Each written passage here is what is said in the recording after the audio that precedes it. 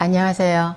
2017년 사기암 진단을 받고 죽는 날까지 항암을 하라는 의사 선생님의 말씀에 모든 병원 치료를 포기하고 자연치유와 대체요법으로 사기암을 관리하며 건강하게 살아가는 지혜와 성실입니다. 오늘은 사랑은 만병통치약이다 라는 제목으로 말씀을 드려볼까 합니다. 제가 6개월 전부터 정말 어려운 환우들을 조금씩 도와드리다가 이제는 도움을 주는 사람들의 모임이 형성됐습니다. 제가 운영하는 카톡방에는 도움 받는 분 12분과 도움을 드리는 또 수십 명의 모임이 있습니다. 매월 1만 원 이상 각자 성의껏 기부하시면 그 모임의 회원이 될 수 있습니다. 암 환자를 하더라도 사랑의 실천은 암을 이겨내는 정신적 원동력이 됩니다. 매달 12분의 국가 기초수급을 받는 암 환우님들에게 보내는 구충제하고 식품들이 있습니다. 이달에는 이곳 숲속 고요마을 원장님이 30만 원을 기부를 해주셨어요. 처음에 100만 원을 기부를 하신다길래 제가 부담을 드리는 것 같아서 비영리 법인을 만들어서 세금 혜택을 드릴 때 100만 원씩 기부해 달라고 했습니다. 지금은 아직 그런 게 만들어지지 않아서 그냥 성의껏 조금만 더 주시면 된다고 말씀드렸고요. 또 암환우도 아닌데 익산 사시는 김주리님 30만 원, 그 외에 우리 암환우님들이 십시일반에 기부를 많이 해주셔서 120만 원 정도의 돈이 모였고 전체 지출이 430만 원에서 나머지는 제가 상담료를 받은 돈 전액하고 제가 지금 교회는 안 나가지만 11조 낼 만큼의 일정 금액을 수입해서 떼어내서 계산해서 기부를 하고 있습니다. 이렇게 기부를 유도하는 건 사랑을 받는 것과 주는 것 두 가지 모두 다 암 치유에 정말 도움이 된다는 이런 이론을 굉장히 많이 읽었고 굉장히 중요하기 때문에 늘 암 환자는 누군가에게 받으려고만 하지 말고 주는 것도 돈 많은 정도라면 사실 우리 한 끼 식사비밖에 안 되잖아요. 그렇기 때문에 많은 이상이라고 제가 저기를 해놨는데 그 정도만 해도 물론 정말 어려우신 분들도 많을 거예요. 그래서 이게 내 치유에 도움이 된다 이런 생각을 하시고 좀 제 카톡방에 또 참여하고 싶은 분은 이런 월 1만 원 이상의 기부금을 내실 수 있는 분, 이런 분에 한해서 카톡방에 참여를 하실 수 있습니다. 제가 왜 오늘 이렇게 사랑은 만병통치약이라는 제목을 말씀드리려고 하냐면 많은 책에, 많은 논문에, 많은 또 연구의 결과에 이 사랑이 우리 병의 치유와 굉장히 관련이 많다는 게 굉장히 많이 나옵니다. 그래서 이걸 실천을 직접 하고 또 그 실천을 함으로써 내 병에 상당한 도움이 되리라 생각을 하고 우리 카톡방에 꼭 들어오고 싶다 하시는 분은 연락을 주셨으면 좋겠습니다. 저는 카톡방에서 누구를 음해하고 개인의 이익을 위해서 말도 안 되는 행동을 하고 하는 분들 들어봤습니다. 그거는 본인의 병 치유에도 마이너스고 상대방도 굉장히 마이너스를 일으키는 굉장히 안 좋은 파장을 일으키는 나쁜 행동이죠. 그렇게 되면 본인도 암 치유가 힘들고 또 상대방도 힘들게 만드는 거예요. 그건 죄악입니다. 그래서 이런 걸 좀 선한 그러니까 회전, 그러니까 선한 순환이 선순환으로 계속 돌아간다면 우리 암 환자들의 저기도 치유도 굉장히 도움이 될 것이고 또 우리 사회도 좀 밝아지지 않겠어요? 대다수의 환자들은 인생에 있어서 가장 어려운 시기에 다른 사람들로부터 사랑받는 일이 없기 때문에 자기 자신도 사랑하지 못하는 사람들이라고 했습니다. 인생이 어렵다. 우리는 병을 가지고 있어서 내가 제일 불행하다고 생각을 하지만 돌아보면 병도 있고 가난도 있는 더 불행한 사람들도 많습니다. 그리고 병도 있고 가난도 있는데 가족이 없는 분들도 많습니다. 우리가 이렇게 살면서 보면 사실상 너무 가난한 사람 주변에는 사람이 없어요. 저도 제가 많이 힘들 때는 내 주변의 인간관계가 다 필터링이 된다는 걸 많이 느꼈습니다. 지금은 제가 이제 다시 자리를 잡고 일을 하고 건강관리도 하고 이렇게 알차게 살아가고 있습니다만은 한동안은 많이 힘들었거든요. 그런데 그럴 때 인간관계마저 다 필터링이 된다는 걸 느끼면 사람을 만나는 것조차 싫어질 때가 있습니다. 그러니까 제가 지금 우리 국가기초수급을 받는 분들한테 이렇게 배려를 해드리는 것도 주변의 인간관계가 거의 다 깨진 분들이 많습니다. 그래서 나도 사랑받고 있다는 느낌을 가지시고 용기를 내서 치유를 하시라고 이렇게 해드리고 있고요. 그래서 사랑은 모든 것을 치유함으로 환자들에게 사랑하는 법을 가르치면 병이 치유된다고 했습니다. 모든 치유의 핵심은 자기 자신에 대한 사랑이라고 했습니다.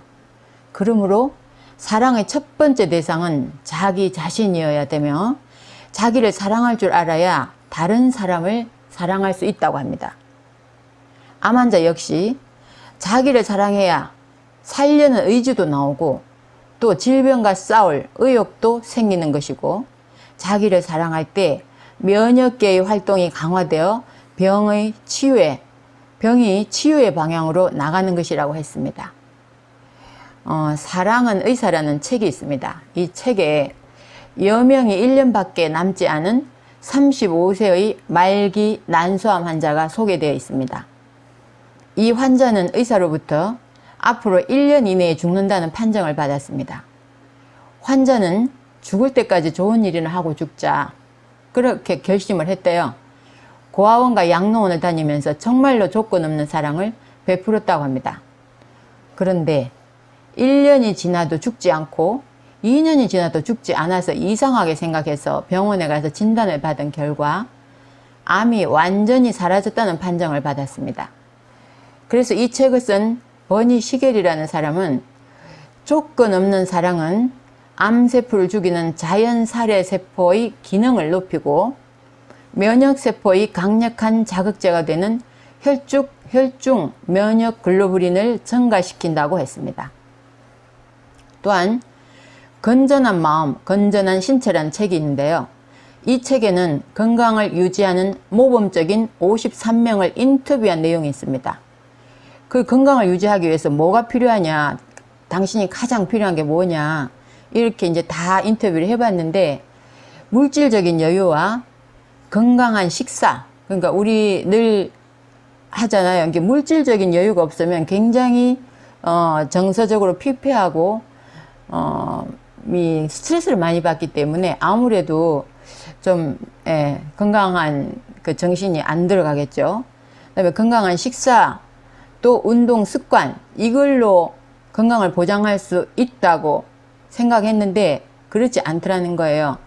건강을 그것만으로는 건강이 보장이 안 되고 남에게 베풀고 조건 없는 사랑을 실천하는 것이 건강 유지에 가장 중요하다고 했습니다.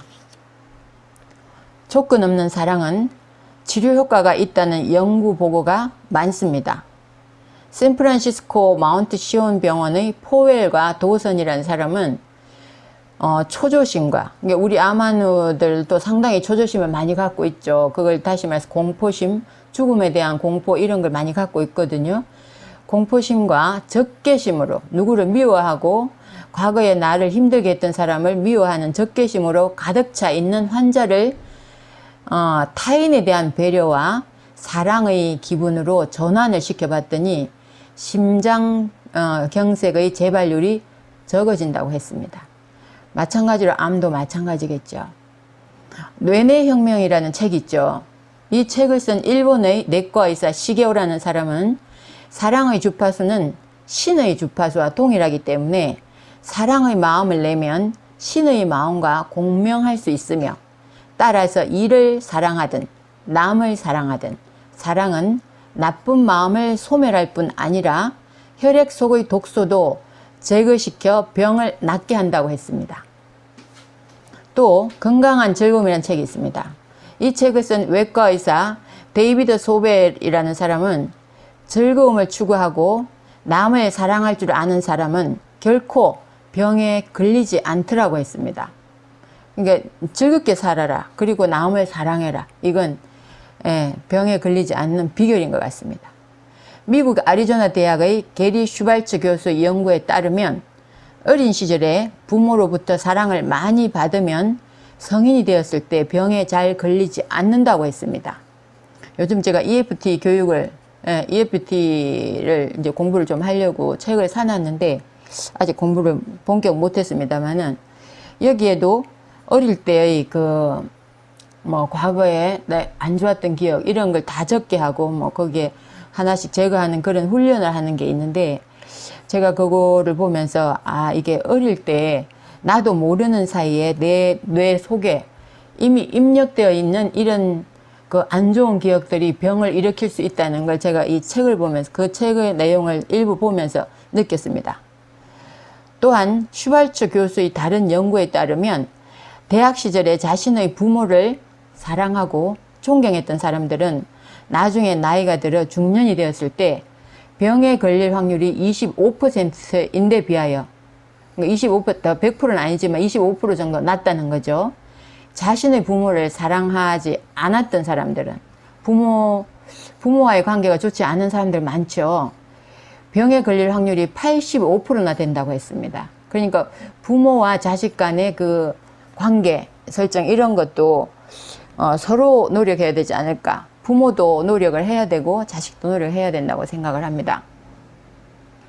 심리학자들의 연구에 따르면 사랑을 받을 기회를 갖지 못한 아이들은 위생과 영양 면에서 최고의 조건을 갖추어 주어도 시름시름 쇠약해지다가 사망하는 경우가 많다고 했습니다. 사랑을 받지 못하는 아이들. 요즘은 가끔 TV에 뉴스에 나오잖아요. 아이를 가둬놓고 밥도 안 먹이고 어떻게 아이를 죽이기도 하고, 부모가 어떻게 그런, 이거는 저는 참 그런 뉴스를 볼 때 너무 가슴이 아파요. 저는 애들을 정말 사랑하는 제 생각, 이게 너무나 다른 사람에 비해서 좀 강한 편이에요. 그러니까 그런 뉴스를 보고 나면 너무 며칠 동안 기분이 나빠요. 어쩌면 그런 악마들이 있는가, 그런 생각이 들 때가 많습니다.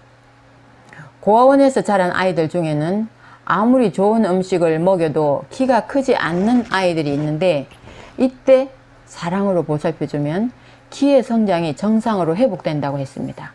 그러니까 우리가 사랑받는다는 느낌, 아이들한테도 많이 안아주고 스킨십 해주고 이런 사랑받는다는 느낌은 뇌도 발달시키고 육체적인 키도 빨리 성장이 된다고 하니까, 이런 우리 애들을 키울 때도 그런 느낌은 굉장히 중요할 것 같아요.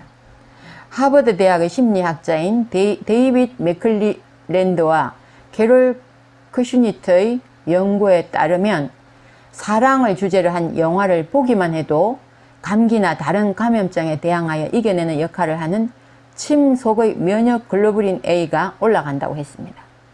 침 속에서만도. 특히 테레사 수녀의 다큐멘터리 영화를 보여주면 면역 글로불린 A의 생산이 급격히 증가했는데, 이것을 테레사 효과라고 합니다. 그러니까 사랑을 실천하는 것만으로도 테레사 효과를 누릴 수 있다는 거죠. 우리 암환들도 마찬가지입니다. 반대로 나치의 선전용 영화를 보여주면 면역 글로불린 A가 감소하고 스트레스 호르몬이 증가하는 것으로 나타났습니다. 그러니까 우리는 본성적으로 이 선한 걸 더 좋아하는 거죠. 몸도. 이스라엘의 잭 메다리의 연구도 흥미롭습니다. 협심증을 가진 1만여 명의 남성을 대상으로 심리검사를 했습니다. 당신의 아내는 애정 표현을 잘합니까? 이렇게 물었어요. 아니요라고 대답한 사람 중에서 협심증 발작, 흉통이 잘 일어난다고 했습니다. 그러니까 이 부부 간에도 애정 표현이 안 되고 사이가 안 좋은 사람일수록 건강이 나쁘다는 걸 얘기하는 겁니다. 심리학자 레오 보스카글리아의 연구에서는 아침에 아내가 다녀오세요 하고 키스를 해주는 부부에서는 남편의 자동차 사고율도 감소되었고 부부의 수명이 평균 5년을 더 산다고 했습니다. 굉장히 흥미있는 얘기인데요. 제 친구 어머니 아버지가 거의 90대 가까이 두 부부가 다 오래 사셨어요. 근데 저는 그 친구 집에 놀러 가면 그 친구 엄마 아빠가 서로 농담을 하면서 막 깔깔대는 그런 모습을 보면서 우리 집하고 너무 다른 분위기, 근데 그 분위기가 너무 부러웠던 기억이 있어요. 우리 집은 너무 근엄한 분위기였거든요. 그래서 이렇게 부부 간에도 서로 사랑하고 즐겁게 살면 그래서 그 친구 어머니 아버지는 굉장히 오래 해로하셨던 것 같아요. 오하이오 주립의대 프레디 코닐 박사팀의 연구에 따르면 어린 원숭이를 엄마 원숭이와 떼어놓으면 사랑의 결핍증 때문에 면역세포의 활동이 억제되고 뿐만 아니라 사랑을 받지 못하고 자란 원숭이는 성장하면 성격이 포악하게 되고 동족을 물어 죽이기까지 한다고 했습니다. 사람도 마찬가지죠. 이 범죄인의 그 배경을 연구를 해보면 부모가 일찍 이혼을 하고 이 열악한 환경에서 자랐거나 아니면 같이 살아도 아이한테 사랑을 안 주는 그런 부모 밑에서 자라면 이렇게 범죄에 빠질 확률이 굉장히 높아진다고 했습니다. 그러니까 우리 부모가 아이를 양육한 태도도 굉장히 중요한 거죠. 프레드 코닐 박사의 또 다른 연구에 따르면 쥐의 실험에서 사람의 사랑을 받는 쥐는 오래 살지만 그렇지 못한 쥐는 오래 살지 못한다고 했는데, 즉 쥐는 약 750일을 사는데 쥐가 사람의 사랑을 받으면 950일을 살 수 있다고 했습니다. 이때 사랑을 받은 쥐와 받지 못한 쥐들의 뇌조직을 관찰하면 사랑을 받은 쥐는 뇌세포의 수가 더 많았다고 했습니다. 이것은 사랑이라는 감정이 뇌세포를 증식시키는 것을 의미합니다. 마찬가지로 쥐뿐이겠어요? 사람도 그렇고 원숭이도 그렇고 다 비슷한 그 조건을 동물들은 다 똑같다고 봅니다. 일본의 에모토 마사루라는 과학자는 물이 정보를 저장한 능력을 관찰할 수 있는 특별한 장치를 개발했습니다. 저는 이 책을 사서 읽어봤는데 물은 답을 알고 있다, 이런 책입니다. 이 저서에서 물병에다가 사랑이라는 단어를 써붙인 다음에 물을 얼렸어요. 그리고 얼음 절편을 만들어서 특수 현미경으로 관찰한 것과 또 망할 놈이라고 물에다가 써붙여서 또 그 똑같이 물의 결정을 관찰을 했어요. 그런데 이 사랑이라는 단어를 써붙인 결정은 너무 예뻐요. 꽃처럼 정말 너무 예쁜데 그 망할 놈이라고 쓴 결정은 다 깨지고 색깔도 이상하고 하여튼 징그럽게 변했어요. 그러니까 이 물은 답을 알고 있다는 이 책에서 보면 물마저도 이런 그 사랑의 감정을 다 알아차린다는 거죠. 우리 인체도 70%는 물입니다. 그러니까 우리는 무생물이라고 생각하는 이 물도 이 사랑의 감정을 그대로 반영을 하는데 사람은 오죽하겠는가, 이런 생각을 하게 됩니다. 미국의 신경과학자 웨버 교수의 연구에 따르면 사랑의 감정은 자연살해세포의 활성을 증가시킨다고 했습니다. 여기서 자연살해세포가 뭐냐면 인체에서 암세포를 발견하여 암세포의 벽에 구멍을 뚫어서 암세포를 죽이는 세포입니다. 따라서 사랑의 감정이 자연살해세포의 기능을 높인다는 말은 사랑의 감정은 암세포를 죽인다는 뜻입니다. 미국의 하트메스 연구소는 심박동 변이를 측정하는 방법을 변형을 해서 사랑의 감정을 측정하는 장치를 개발했습니다. 사람이 분노를 느낄 때 마음의 파동을 보면 돌출적인 스파이크가 있고 이것은 교감 자율신경계의 맥동에 기인한다고 했습니다. 그러니까 이게 막 분노가 일면 이 교감신경 이게 막 깨져버리는 거예요. 균형이. 그런데 사랑의 감정을 가질 때의 마음의 파동은 자율신경계의 균형을 이루고 서로 동조현상을 일으킨다고 했습니다. 그러니까 분노와 사랑의 감정이 너무나 다른 파동을 일으킨다고 해요. 하트메스 연구에 따르면 암 환자가 수술이나 방사선 등으로 치료한 후에 마음의 파동을 검사해서 매우 불규칙적인 사람을 대상으로 사랑의 감정을 갖도록 교육을 시켰다고 했어요. 이런 연습에 의하여 정말로 마음의 파동이 사랑의 파동과 같은 규칙적인 파동으로 변하면 그 환자는 암으로부터 회복될 확률이 높다고 했습니다. 반대로 아무리 연습을 해도 사랑의 파동과 같은 규칙적인 파동으로 변하지 않으면 그 환자는 암으로부터 회복될 수 없다고 했습니다. 그래서 제가 이렇게 상담을 하면서도 말기까지 갔는데 마음에 본인을 힘들게 했던 그 어떤 사람에 대해서 이 적개심을 늦게까지 품고 있는 분들이 계시더라고요. 뭐 옛날에 남편이 바람을 피워서 나를 너무 힘들게 했다 뭐 이런 얘기, 막 이런 이제 친구가 어떤 분은 친구가 돈을 1,000만 원을 빌려갔는데 100 얼마밖에 안 빌려갔다고 시침을 딱 떼면서 돈을 안 준대요. 그래서 너무 속상해서 갑자기 몸이 너무 안 좋아졌다고 저한테 하소연을 했어요. 그래서 제가 그랬어요. 그 친구를 욕을 했어요. 이분한테 마음이 조금 위로가 되라고 그 친구를 욕을 했어. 썩을려니. 암 환자를 도와주지도 못할 망정 어떻게 빌려간 돈을 안 빌려갔다고 그렇게 시침을 뚝 떼냐고. 그래서 그분한테 잊어버리시라고. 내가 벌 주지 않아도 하나님이 벌을 줄 거라고 잊어버리시라고 그렇게 얘기를 했습니다. 근데 어제 만났는데 많이 좋아졌다고 말씀하셨어요. 잊어버리기로 했다고. 그런데 참 그렇게 한 번에 딱 그걸 당하고 나면 이게 회복이 잘 안 돼요. 이게 특히 암 환자들은 회복이 잘 안 됩니다. 그러니까 좀 주변 사람들이 좀 신경을 써줘야 되지 않나 이런 생각이 들고요. 특히 암 환자들은 돈거리 하지 마세요. 저는 막 애가 타요. 그런 얘기 들으면. 그래서 사랑의 감정을 연습해서 사랑에 능숙하면 암도 치료할 수 있다고 했습니다. 뿐만 아니라 사랑의 감정을 연습하면 스트레스 호르몬이 감소하고 혈압도 떨어지고 높았던 혈압이 하강하고 면역력이 증강된다고 했습니다. 5분 동안 사랑의 감정에 집중한 사람은 6시간 동안 면역 글로불린의 분비가 증가했고 6시간 동안입니다. 반면에 5분간 분노에 집중한 사람은 5시간 동안 면역 글로불린의 분비가 떨어졌다는 실험 결과가 있습니다. 그러니까 우리는 면역 글로불린이 높을수록 암을 이겨낼 힘이 강하죠. 그러니까 과거에 내가 막 나를 힘들게 했던 사람 이런 건 전부 그냥 흘려 보내버리고 내가 아니어도 하나님 다 벌 줄 것이다 생각을 하시고요.